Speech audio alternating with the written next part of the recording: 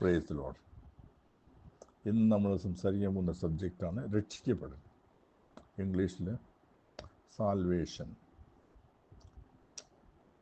ഇതിനെ ആദ്യമായിട്ട് സൂചിപ്പിക്കുന്നത് യോഹന്നാൻ സുവിശേഷത്തിൻ്റെ 3 മുതൽ 5 വരെ വചനങ്ങൾ കാണാം. നമ്മൾ രണ്ടാമത് ജനിക്കാതെ ദൈവരാജ്യം കാണുകയില്ലെന്ന് യോഹന്നാൻ സുവിശേഷത്തിൻ്റെ 3 പറയുന്നുണ്ട്. അതുകൂടാതെ ഈ ജനനം എങ്ങനെയാണ് സംഭവിക്കേണ്ടത്? ആത്മാവിലും വെള്ളത്തിലും രക്ഷിക്കപ്പെടണം. നമുക്ക് അവിടെ വിടാം, തൽക്കാലം വിടാം. ഇനി എങ്ങനെയാണ് രക്ഷിക്കപ്പെട്ടതെന്ന് ഇത് വളരെ ക്ലിയറായിട്ട് പറയുന്നുണ്ട്. റോമലേഖനത്തിൻ്റെ 10:9 ക്രിസ്തു ദൈവമാണെന്ന് വായ കൊണ്ട് ഏറ്റു പറയുകയും മനസ്സിൽ ക്രിസ്തു 3-ാം ദിവസം ഉയർത്തെഴുന്നേറ്റെന്ന് വിശ്വസിക്കുകയും ചെയ്താൽ നമ്മൾ രക്ഷിക്കപ്പെടും. വളരെ ക്ലിയറുമായി രക്ഷിക്കപ്പെടാൻ നമ്മൾ വിശ്വാസത്തിൽ കൂടിയാണ് ക്രിസ്തുവിനെ ഏറ്റു പറയുക. അപ്പോൾ നമുക്ക് നോക്കാം, ഈ രക്ഷ എന്നുള്ളത് വെറും വിശ്വാസത്തിൽ കൂടി മാത്രമാണ്. എഫെസ്യൻ്റെ 2-ാം അധ്യായത്തിൻ്റെ 8 മുതൽ 10 വരെ, റോമാലേഖനത്തിൻ്റെ 10:13 വരെ, 13 അപ്പോസ്റ്റൽ പ്രവൃത്തിയിൽ 2:21, അപ്പോസ്റ്റൽ പ്രവൃത്തി 16:31. അത് ഏറ്റവും കൂടുതലായിട്ട് തെളിവാണിത് ലൂക്കോസ് സുവിശേഷത്തിൻ്റെ 23:43.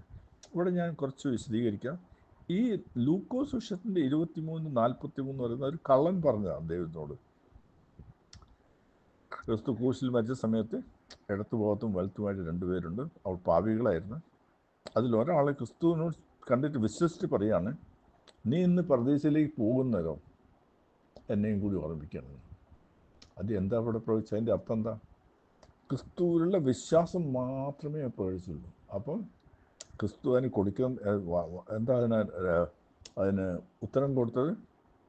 നീ ഇന്ന് എൻ്റെ കൂടെ പർദീസയിലിരിക്കും.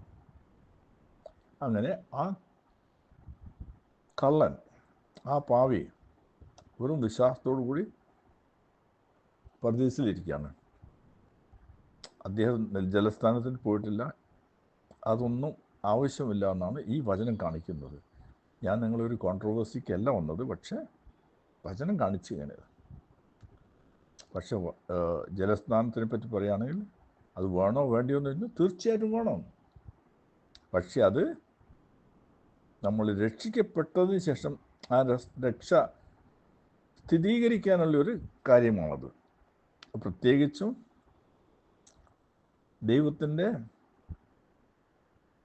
ഡിസൈപ്പിൾസ്, അതായത് ഡിസൈപ്പിൾ എന്ന് പറഞ്ഞിട്ടുണ്ടെങ്കിൽ ആ ദൈവത്തിൻ്റെ പണി ചെയ്യുന്നൊരു വ്യക്തികൾക്കാണ് അത് ആവശ്യമുള്ളത്.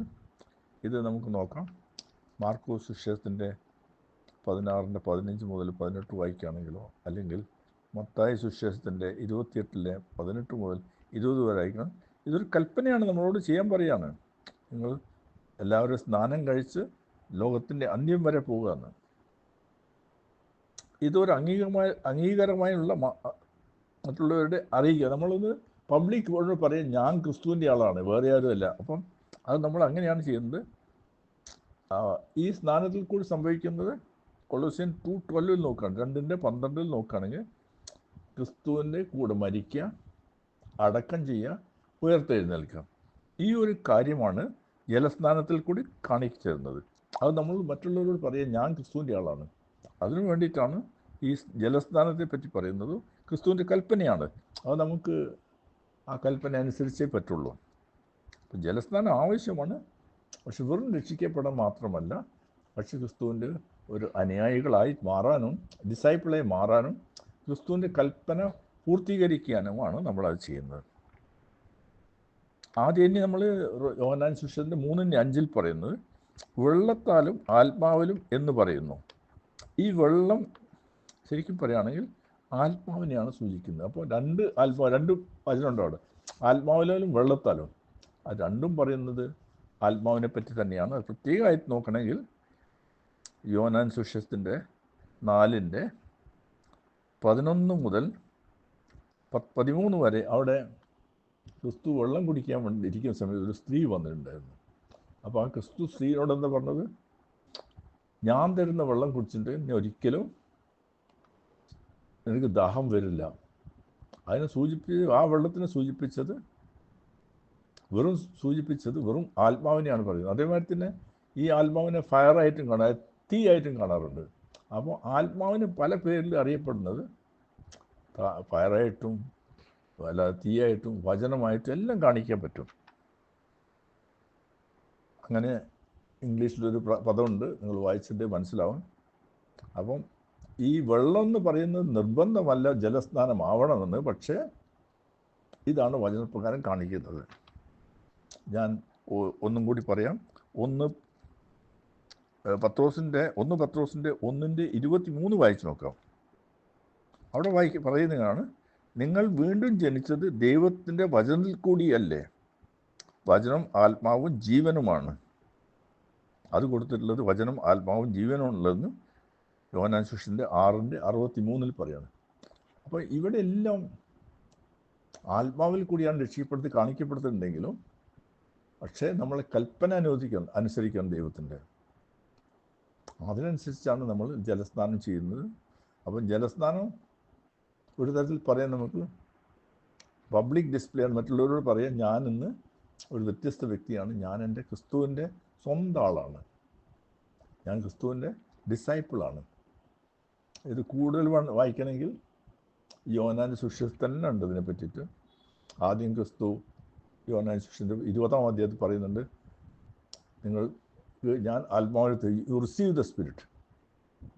2-ാമത്തെ അധ്യായത്തിൽ, പിന്നെ അപ്പോസ്തല പ്രവൃത്തിയുടെ 2-ാമത്തെ അധ്യായത്തിൽ പറയുന്നത്, അവിടെ 2-ാമത്തെ അധ്യായത്തിൽ 2 മുതൽ 4 വരെ വായിക്കുകയാണെങ്കിൽ, അപ്പോൾ അവിടെയും പറയുന്നുണ്ട് നിങ്ങൾക്ക് ഞാൻ പവർ തരുന്നു.